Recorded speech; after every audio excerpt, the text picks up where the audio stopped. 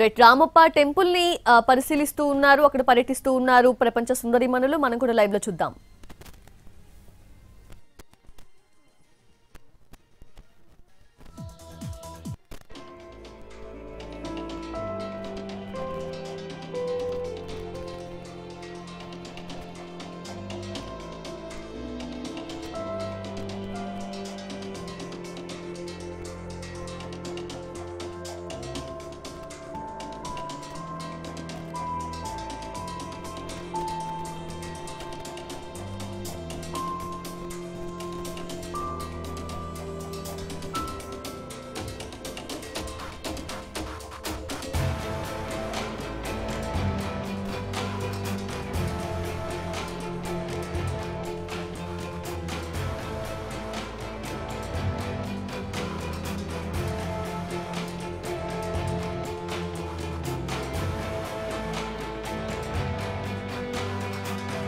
World పోటీదారులు రామప్ప ఆలయాన్ని దర్శించుకుంటూ ఉన్నారు. 35 దేశాల అందగత్తెలను ఆశీర్వదించారు ఆలయ అర్చకులు. మొత్తంగా 109 కంటెస్టెంట్స్ వరకు కూడా రావడం జరిగింది. 109 కంటెస్టెంట్స్ అయితే ఒక్కొక్క టూరిజం స్పాట్ కూడా, అంటే ఒక్కొక్క ప్లేస్కి కూడా అత్యున్నతమైన ప్లేసెస్కి, మన తెలంగాణలో గల ప్లేసెస్కి కొంతమందిని పంపిస్తూ ఉన్నారు. అయితే ఈరోజు 35 మంది కంటెస్టెంట్స్ వరకు కూడా రామప్ప ఆలయానికి చేరుకున్నారు. అక్కడ రామప్ప ఆలయాన్ని సందర్శిస్తూ ఉన్నారు. ఈవెన్ అక్కడ గైడ్ని కూడా వాళ్ళకి ఏర్పాటు చేయడం జరిగింది. గైడ్ వాళ్ళకి అన్ని కూడా ఎక్స్ప్లెయిన్ చేస్తూ ఉన్నారు. కంప్లీట్ ట్రెడిషనల్గా మనం చూస్తున్నాము.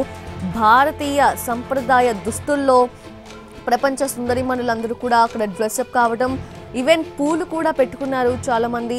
సో ఎంత సంప్రదాయ దుస్తుల్లో ఎంతో అందంగా సుందరిమణులందరూ కూడా తయారయ్యి రామప్ప ఆలయానికి చేరుకున్నారు. రామప్ప ఆలయాన్ని సందర్శిస్తూ ఉన్నారు. అక్కడ దర్శనం అనంతరం అక్కడ ఆలయ అర్చకులు వారిని ఆశీర్వదించడం కూడా జరిగింది. మనం చూస్తున్నాము ఎన్టీవీ స్క్రీన్ మీద విజువల్స్లో. సో అక్కడంతా కూడా వాళ్ళు వెళ్తున్న దృశ్యాలు చూస్తున్నాము రెడ్ కార్పెట్ మీద. అలానే వారిని అక్కడ గైడ్ చేస్తున్న విజువల్స్ని కూడా చూస్తూ ఉన్నాము. అంటే మన సంస్కృతి సాంప్రదాయాలు, అలాగే మన ఆలయాలకు సంబంధించినవన్నీ కూడా ఆ డీటెయిలింగ్స్ అన్నీ కూడా వారికి ఇవ్వడం జరుగుతుంది. అంటే కళ్ళతో చూసి ఆనందిస్తూ కూడా మనసుతో దగ్గర అవ్వాలంటే ఖచ్చితంగా ఆ టెంపుల్స్కి సంబంధించిన ఇన్ఫర్మేషన్ ఎప్పుడైతే వాళ్ళకు వస్తుందో అప్పుడే అది సాధ్యమవుతుంది. సో వాళ్ళందరూ కూడా కనులారా వీక్షిస్తూ, సందర్శిస్తూ, దర్శిస్తూ, తర్వాత ఆ టెంపుల్కి సంబంధించిన విశిష్టతను కూడా గైడ్తో త్రూ గైడ్ తెలుసుకుంటున్నారు, వారికి వివరిస్తూ ఉన్నారు.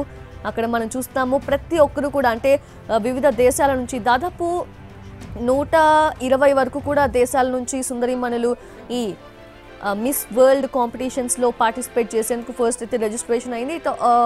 ఆల్మోస్ట్ 109, 110 వరకు కూడా కంటెస్టెంట్స్ రావడం జరిగింది.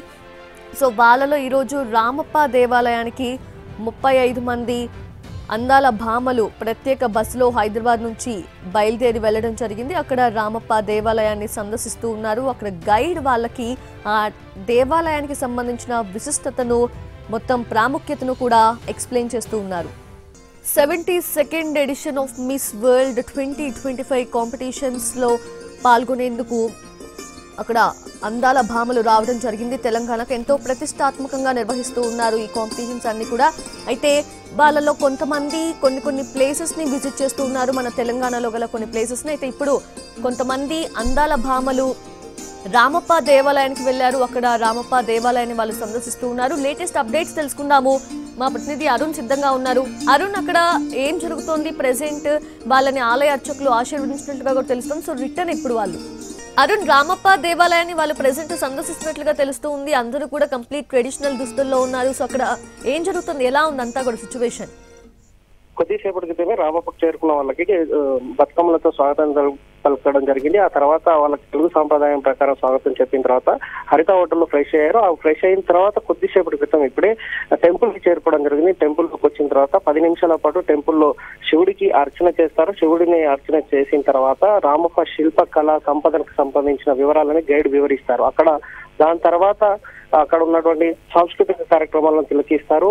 ఆ తర్వాత అక్కడ భోజనం చేసి 9-9:30 ప్రాంతంలో రిటర్న్ అవుతారు. ఒక బృందం యూరోప్ కంట్రీకి సంబంధించినటువంటి 35 మంది సంబంధించినటువంటి విదేశీ వంశీయులందరూ కూడా, సుందరిమణులందరూ కూడా చేరుకున్న కారణే అక్కడ తెలంగాణ సాంప్రదాయాలకు సంబంధించినటువంటి సాంప్రదాయాలతో వాళ్ళకి స్వాగతం పలికి వాళ్ళని ఫ్రెష్ అయిన తర్వాత రామప్ప టెంపుల్ తీసుకురావడం జరిగింది. టెంపుల్ కి వస్తున్న వాళ్ళకి స్వాగతం చెప్తారు. పూర్ణ కుంభంతో టెంపుల్ ఆచారం ప్రకారం లోపలికి తీసుకెళ్లి పూజా కార్యక్రమాలు పాల్గొంటున్నారు. ప్రస్తుతం వాళ్ళు రామప్ప టెంపుల్లో పూజా కార్యక్రమాలు నిర్వహిస్తున్నారు. నిర్వహించిన తర్వాత ఆ టెంపుల్ శిల్ప సంపదకి యునెస్కో గుర్తింపు రావడానికి గల కారణాలు ఏంటి, ఏ విశిష్టతతో యునెస్కో గుర్తింపు రావడానికి కారణమైపోయింది, అక్కడ ఉన్నటువంటి ఎప్పుడు టెంపుల్ నిర్మాణం జరిగింది, దానికి ఉన్నటువంటి చరిత్ర ప్రాతిష్ఠితం రెండింటిని వివరిస్తారు. వాటిని వివరాలు తెలుసుకున్న తర్వాత ఫోటో షూట్ కూడా ఉంటుంది. ఫోటో షూట్ తర్వాత అక్కడే డిన్నర్ చేసి ఆ తర్వాత హైదరాబాద్ బయలుదేరిపోతారు. ఇంకొక బృందం 22 మందికి సంబంధించిన బృందం ఇప్పుడు రామప్ప టెంపుల్ లో అక్కడ మిగిలిన వాళ్ళు ఉంటే వరంగల్ నగరంలో 2 చోట్ల పర్యటన చేస్తున్నారు. ప్రస్తుతం 1000 స్తంభాల గుడికి ఇంకొక బృందం చేరుకోవడం జరిగింది. వీళ్ళందరూ కూడా అమెరికా సమీపంలో ఉన్నటువంటి దేశానికి సంబంధించినటువంటి సుందరి మనులందరూ కూడా వాళ్ళకి 1000 స్తంభాల గుడికి స్వాగతం పలికేలాగా ఏర్పాటు చేయడం జరిగింది. ప్రస్తుతం ఇక్కడ ఉన్నటువంటి ఉన్నతాధికారులు, పోలీస్ అధికారులు వాళ్ళకి స్వాగతం పలికి లోపలికి తీసుకొస్తున్నారు.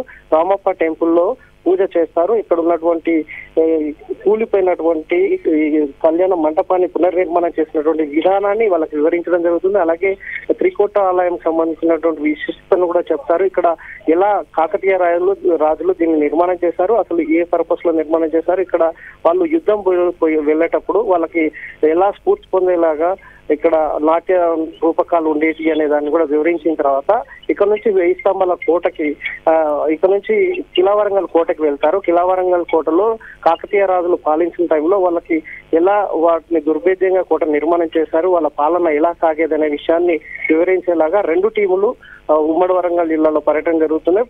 రామప్పలో కొద్ది ముందు వాళ్ళ పర్యటన కొనసాగుతుంది. ఇక హన్మకొండకు సంబంధించినటువంటి అమెరికా ఖండానికి సంబంధించినటువంటి సుందరి మనులందరూ కూడా ఇప్పుడే టెంపుల్ లోనికి వస్తుండగా స్వాగతం పలుకుతున్నటువంటి నేపథ్యం కనిపిస్తుంది. రామప్పలో కూడా టెంపుల్లోకి వెళ్లారు. వాళ్ళు పూజాది కార్యక్రమాలు నిర్వహిస్తున్నారు. అక్కడ ఆ పరిసర ప్రాంతంలో పూర్తిగా పరిశీలిస్తారు. అంటే టెంపుల్ కి యునెస్కో గుర్తింపు రావడానికి కనుక ఇంత చిన్న టెంపుల్ కి అంత గుర్తింపు ఎందుకు వచ్చిందనే విషయాన్ని కూడా వివరించేటువంటి కార్యక్రమాల్లో ఉన్నారు. వాళ్ళందరూ కూడా స్వాగతం పలుకుతున్నారు. ఈ నేపథ్యంలో విశ్వసుందరుల పర్యటన సుమారు 57 దేశాలకు సంబంధించినటువంటి ప్రతినిధులు వస్తున్న నేపథ్యంలో వాళ్ళకి ఎలాంటి ఇబ్బందులు తలెత్తకుండా, ఎలాంటి అసౌకర్యం కలగకుండా 3 అంచెల భద్రతా చర్యలను తీసుకోవడం జరిగింది. సుమారుగా 1500 మంది పోలీసుల పహారాలో వాళ్ళ పర్యటన కొనసాగుతుంది. అంటే అరుణ్, వాళ్ళు కూడా వాళ్ళ మొబైల్ ఫోన్స్ లో చిత్రీకరించుకుంటున్నారు. ప్రతి ఒక్కరికి ఇన్స్టాగ్రామ్ ఖాతా ఉంటుంది కాబట్టి వాళ్ళు అందులో అప్లోడ్ చేసుకోవడానికి కూడా ఇంట్రెస్ట్ చూపిస్తూ ఉంటారు కాబట్టి, సో ఆ నేపథ్యంలో వాళ్ళకి ఎంతెంత టైం ఇస్తున్నారు ఒక్కొక్క స్పాట్ ని విజిట్ చేసేందుకు? దాదాపు అంటే 2.5 గంటల పాటు స్పాట్ లో ఉండేలాగా ఏర్పాటు చేయడం జరిగింది. రామప్ప దేవాలయంలోనే సుమారుగా 2.5 గంటల పాటు ఉన్నారు. అక్కడ ఎవరికైతే దాని విశిష్టత అర్థమవుతుందో దాని తర్వాత వాటి మీద ఇన్స్పైర్ అయ్యి వాళ్ళు కనుక తీసుకోవాలి, దాని మీద పిక్చర్ చేయాలనుకుంటే కనుక వాళ్ళకి ఫోటో షూట్ కోసం సుమారుగా 45 నిమిషాల పాటు సమయం ఇచ్చారు. 45 నిమిషాలు వాళ్ళు ఇష్టానుసారంగా తీసుకోవచ్చు. ఆ తర్వాత లేదంటే టీమ్ ఫోటో షూట్ గా తీసేలాగా ఏర్పాటు చేయడం జరిగింది. వాళ్ళందరూ కూడా సాంప్రదాయక దుస్తుల్లోనే వస్తున్నారు. తెలుగు సాంప్రదాయ దుస్తుల్లో వాళ్ళ కల్చర్ ని ఉట్టిపడేలాగా ఉండేటువంటి దుస్తులతో పాటు మన తెలంగాణలో కానీ తెలుగు సాంప్రదాయాల ప్రకారం భారతీయ సాంప్రదాయానికి తగ్గట్టుగా శారీలు కట్టుకుని వాళ్ళందరూ వస్తున్న నేపథ్యంలో ప్రతి ఒక్కరికి ఒక పూల బొకే ఇచ్చి వాళ్ళని దండలు ఇచ్చి ఇక్కడ సాంప్రదాయాన్ని వాళ్ళకి తెలుపుతూ ఇక్కడ ఉన్నటువంటి మహిళలు వాళ్ళకి స్వాగతం పలుకుతున్నారు. వాళ్ళని తీసుకొచ్చి ఇక్కడ ఉన్నటువంటి అంటే ఎలా రిసీవ్ చేసుకుంటారు, ఒకవేళ ఆంధ్రప్రదేశ్ లో కనుక వస్తే భారతదేశంలో ఉన్నటువంటి కల్చర్ ఏంటి అనే వివరాలు చెప్తున్న దాని మీద కొంత మంత్రముగ్ధులు అవుతున్నటువంటి నేపథ్యం కనిపిస్తుంది. దాంతో పాటు ఇక్కడ ఉన్నటువంటి ఆర్కిటెక్చర్ కి సంబంధించినటువంటి వివరాలు వెల్లడిస్తున్న టైంలో అక్కడ ఉన్నటువంటి గైడ్లు కానీ ఇక్కడ ఉన్నటువంటి వాళ్ళు చెప్తున్నప్పుడు కొంత ఇన్స్పైర్ అవుతున్నారు. అంటే ఇంత స్ట్రక్చర్ ఇక్కడ ఇది ఉందా, దీనికి ఇంత ఇంపార్టెన్స్ ఉంటుందా, దాదాపు 1000 ఏళ్ల క్రితమే ఇంత టెక్నాలజీకి ఇంజనీరింగ్ విభాగానికి సంబంధించిన నాలెడ్జ్ ఉందా అనే దాని మీద వాళ్ళు కొంత ఇన్స్పైర్ అవుతున్నటువంటి సిచ్యువేషన్ అయితే కనిపిస్తుంది. ప్రతి చిన్న అంశాన్ని కూడా డౌట్స్ ఉన్నప్పుడు వాళ్ళు అడిగితే క్లియర్ చేసేలాగా ఇక్కడ ఉన్నటువంటి పురావస్తు శాఖ నిపుణులు అలాగే గైడ్స్ వాళ్ళందరూ కూడా వాళ్ళకి వివరాలు వెల్లడిస్తున్నటువంటి పరిస్థితి కనిపిస్తుంది. సుమారు 2.5 గంటల పాటు వాళ్ళు ఇన్స్పైర్ అయి తీసుకునేది ఏదైనా విషయాలు తెలుసుకునేలాగా కూడా అవకాశాన్ని కల్పించేలాగా ఏర్పాటు చేసిన నేపథ్యంలో ఒక్కొక్కరికి 5 నుంచి 10 నిమిషాల పాటు ఫోటో షూట్ కి అవకాశం కల్పిస్తున్నారు. అండ్ అరుణ్, బతుకమ్మ ఆడుతున్న దృశ్యాలను కూడా చిత్రీకరించడం జరిగింది. సో అవన్నీ కూడా చూస్తుంటే చాలా ఆనందంగా అనిపిస్తుంది. బికాజ్ వరల్డ్ నుంచి, అంటే ఎన్నో కంట్రీస్ నుంచి వచ్చిన సుందరీమణులందరూ కూడా మన ట్రెడిషన్ని ఫాలో చేయటం, మన ట్రెడిషన్కి తగ్గట్లు డ్రెస్అప్ కావటం, వాళ్ళందరూ కూడా ఎంత చక్కగా సంప్రదాయ దుస్తుల్లో, అంటే మన భారతీయ సంస్కృతి సంప్రదాయం ఉట్టిపడేలా ప్రతి ఒక్కరు కూడా ఈవెన్ మల్లెపూలు పెట్టుకొని ఆ లంగావోణీలు కట్టుకొని అలా వాళ్ళు నడుస్తూ ఉంటే నిజంగా మన భారతీయ సంస్కృతి ఉట్టిపడుతున్నట్లుగా కనిపిస్తుంది. సో వాళ్ళందరూ కూడా ఇప్పుడు రామప్ప దేవాలయం, అంటే 2 టీమ్స్గా సెగ్రిగేట్ అయ్యారు. ఒక టీం అయితే రామప్ప దేవాలయ సందర్శనకు వెళ్ళింది. సో అక్కడ మనం చూస్తున్నాము గైడ్స్ వాళ్ళకి ఎప్పటికప్పుడు కూడా ప్రతి డీటెయిలింగ్ గురించి కూడా ఎక్స్ప్లెయిన్ చేస్తున్నారు. వాళ్ళు కూడా ఎంతో ఇంట్రెస్ట్గా వింటూ ఉన్నారు ప్రతిదీ కూడా. సో ఎప్పుడు కూడా రెస్పెక్ట్ చేస్తూనే ఉంటారు భారతదేశానికి సంబంధించిన సంస్కృతిని, సాంప్రదాయాన్ని కూడా మ్యాక్సిమం ఫారినర్స్. సో వాళ్ళందరూ కూడా ఎంతో చక్కగా సంప్రదాయ దుస్తుల్లో దర్శనమిస్తూ ఉన్నారు మనకి. వాళ్ళు రామప్ప దేవాలయాన్ని దర్శించుకునేందుకు మనకి ఇలా ఒక ట్రెడిషనల్ డ్రెస్అప్లో వాళ్ళు మనకి దర్శనమిస్తూ ఉన్నారు. సో వాళ్ళందరినీ కూడా చూస్తున్నాము మనము. ఇంకా చాలా ప్లేసెస్ ఉన్నాయి వాళ్ళు విజిట్ చేయాల్సినవి. ఆ స్కెడ్యూల్ ప్రకారంగా కూడా నడుస్తుంది ప్రతిదీ కూడా. సో ప్రెసెంట్ అయితే రామప్ప దేవాలయ సందర్శనకు వెళ్ళడం జరిగింది.